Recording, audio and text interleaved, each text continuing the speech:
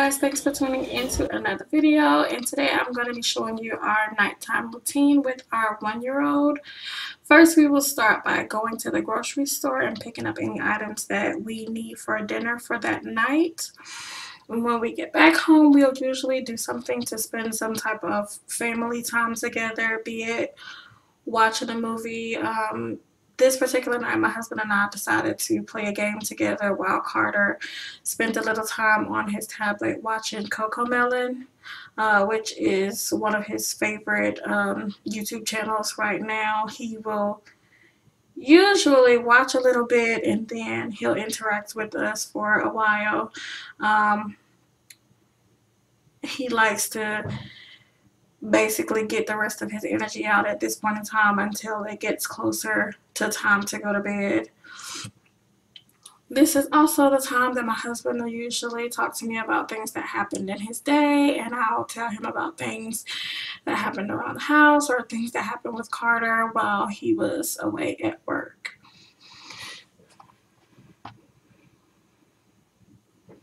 After spending quite some time together, I will go ahead and head into the kitchen to get ready to start cooking dinner for the night. Usually I try to cook the quickest and the easiest thing, and tonight I'm actually going to be making some cream of chicken with chicken breasts, just regular boiling the bag of rice, and a can of cream of chicken soup. I will go ahead and wash out my pan. I keep them in the cabinet under the oven so they're clean, but I just like to rewash them just because sometimes dust and you never know what's under the cabinet. And as you can see, Carter does tend to lurk around in the kitchen when I am cooking, so from time to time you will see his little head and that one piece of little curly hair sticking up behind me, and he usually just likes to stand under my feet while I cook. But for this particular meal, the first thing that I'm going to do is get all of my ingredients out on the counter and get my chicken out. Go ahead and wash my chicken. This is just some simple chicken breast that I picked up from Publix, and I use the most genetic seasonings. I didn't really go above and beyond this night, just the basic seasonings to put some flavor into the meal. After I've cleaned off the chicken breast, I will just season it with a bit of Lowry, some Old Bay, and turmeric. So if you are someone that is suffering from hidradenitis suppurativa, if I'm saying it right, turmeric is a really good thing to cook with because it helps inflammation. So I definitely recommend using turmeric powder to cook your food and ingredients if you are someone who suffers with that specific disease.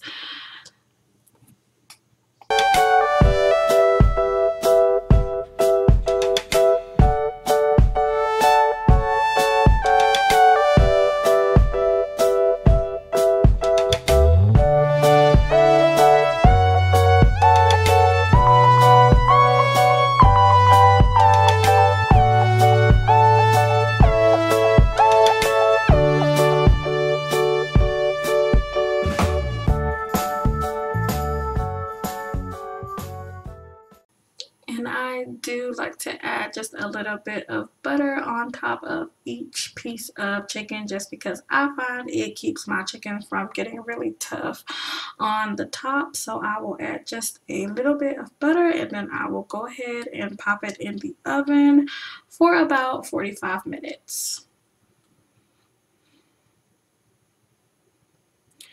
This particular night, my husband was craving some banana pudding, so I decided to go ahead and make some for him.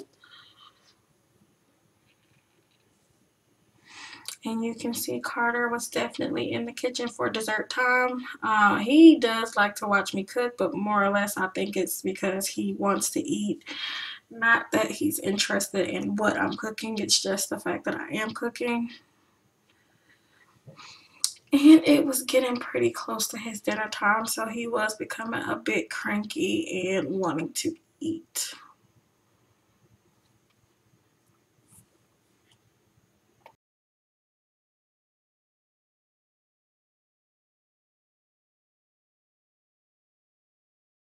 And unfortunately, Carter does have a very bad cow's milk allergy, so I was unable to let him taste it, or else I would have let him taste it just because I grew up doing that with my mom.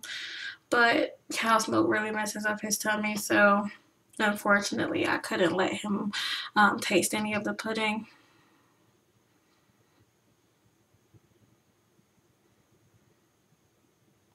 But another thing that is very funny about Carter is he is a very big mama's boy. He loves his daddy, but he prefers mommy. Like, he loves to stay up under me, so I was having to literally cook with one hand until until I had to call my husband to finally come and get him because I was struggling.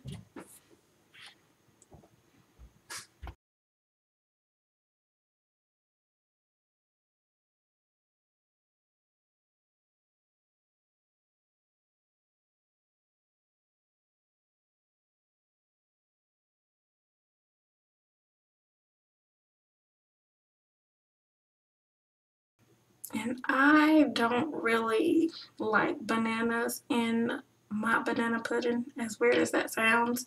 So I really was trying to cut them up as small as I could so that I couldn't taste them. Some people make their bananas in their pudding so chunky that it takes away the taste for me. So that's why I only use two, and I cut them up so small because I don't really like the taste of them. But my husband won't let me make it without bananas, so I try to compromise and make them small so that way I don't taste as much.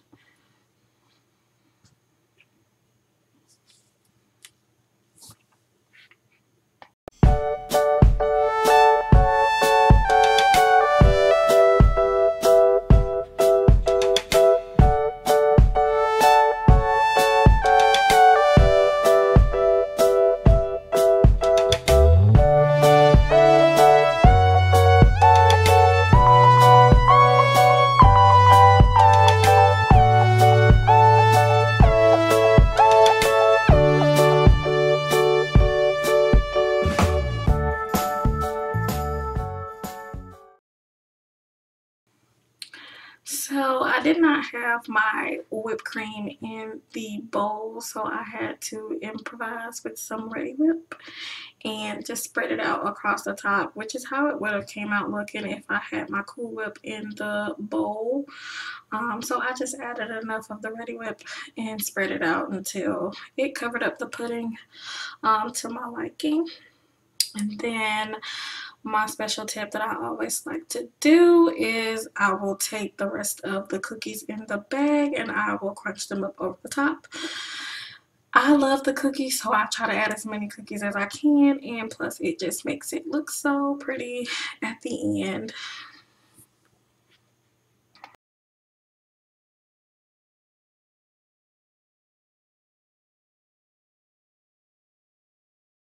So now you can tell that not only was Carter getting restless and ready for dinner, but so was my husband, because they both just decided to come in the kitchen to measure the progress that I was making on dinner, which was not a lot because it was still in the oven cooking. So they had to be a little bit more patient.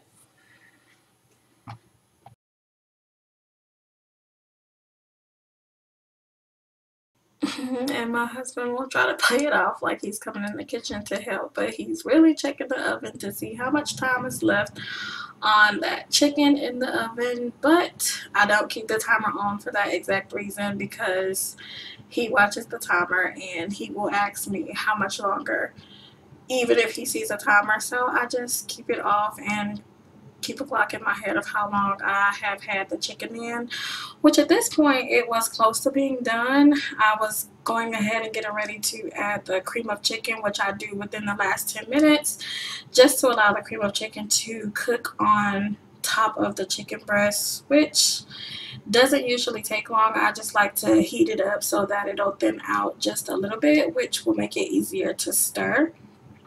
I also at this time went ahead and got a pot and put my boil in the bag rice on the stove as well.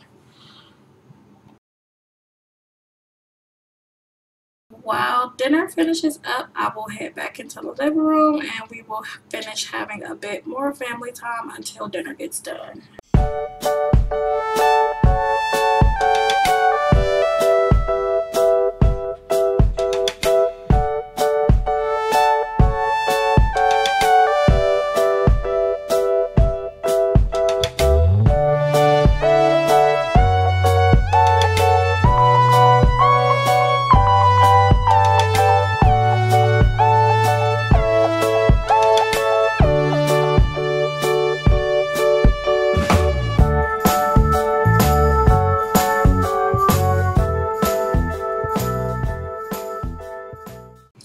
And once the food is all done, I will go ahead and dump it into one bowl, the rice, the cream of chicken, and the chicken after I've cut it up, and stir it all together. I will leave it to cool off for a little bit just because Carter was going to be eating this as well. This is something that I would allow him to eat. So I did go ahead and leave it to cool off for a few minutes because as you can see, it's pretty hot.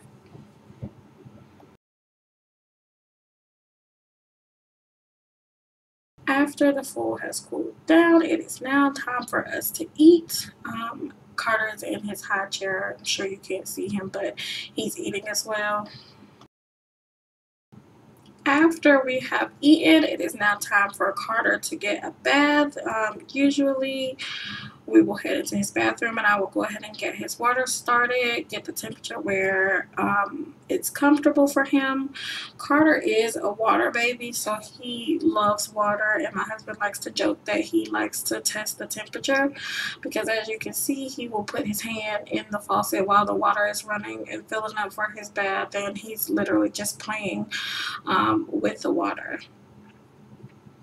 And I do add bubbles to his bath because he uses the bathtub for playtime, which I like because he does burn up some extra energy at night.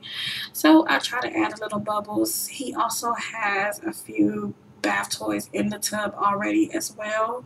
I had already boiled them and put them back in the tub for the day.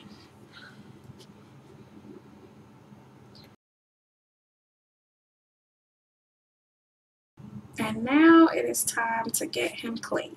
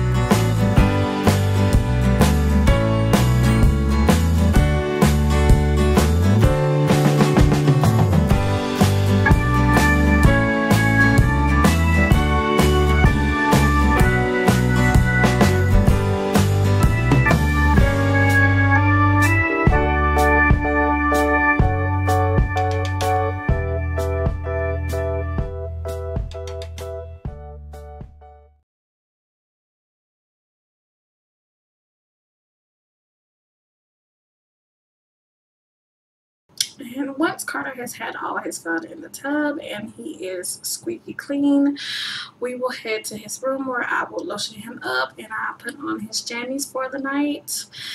This is where my husband and I say our good nights, and we will put Carter to bed, which most nights he will go straight to sleep when he is super tired, but he definitely won't go to bed without saying good night. I also gave him some Tylenol just because he was running a bit of a fever because he is still teething. He has about 14 that are coming in at the moment. So I like to give him a little bit of Tylenol before he goes to bed. That way he can sleep comfortably through the night.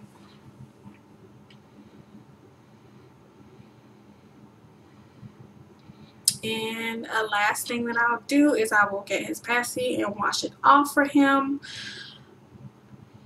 He is saying goodnight to his daddy. And then I will say my goodnights and I will put him into bed. And that is our nighttime routine. Thank you guys for tuning into this video. Bye bye.